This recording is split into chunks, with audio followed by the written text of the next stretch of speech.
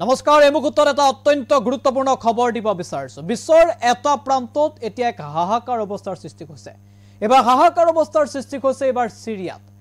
সিৰিয়াত বিদ্ৰোহীয়ে দখল কৰিছে সিৰিয়া আৰু বিদ্ৰোহীৰ দখললৈ যোৱাৰ পাছতে এতিয়া সিৰিয়াৰ নাগৰিকৰ মাজত হাহাকাৰ অৱস্থাৰ সৃষ্টি হৈছে পিছে কিয় আৰু কিহৰ বাবে সবিশেষ এই মুহূৰ্তত এনি টক্সৰ দৰ্শকৰ বাবে লৈ আহিছো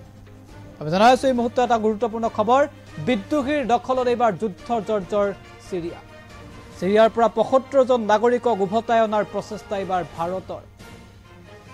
সিৰিয়াৰ ৰাজধানী দামাস্কাছ বিদ্ৰোহী এটা দখল কৰাৰ পাছতে লেবানন পাৰ হৈ আহিব ভাৰতীয় নাগৰিক কেইজন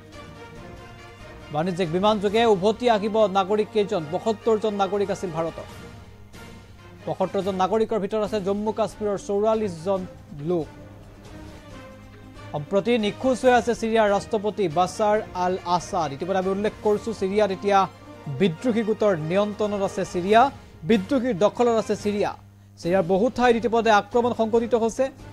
ঘৰ দুৱাৰ জ্বলাই দিয়া হৈছে আৰু সেই স্থানৰ পৰা ৭৫ জন ভাৰতীয় নাগৰিকক ইতিমধ্যে উলিয়াই আনিছে ভাৰতীয়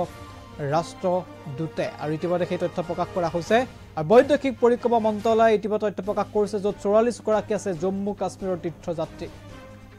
আমি উল্লেখ কৰিছো এতিয়া সিৰিয়াৰ ক্ষমতা যেহেতু তহৰিৰ আল শ্ৰাম যাক এইচটিএছ বুলি কোৱা হয় এই এইচটিএছৰ নিয়ন্ত্ৰণত আছে এতিয়া সমগ্ৰ সিৰিয়া এই সিৰিয়াত যুদ্ধ বিমানে এতিয়া বাছাৰ আল আসাদ চৰকাৰ আৰু সেনাৰ সৈতে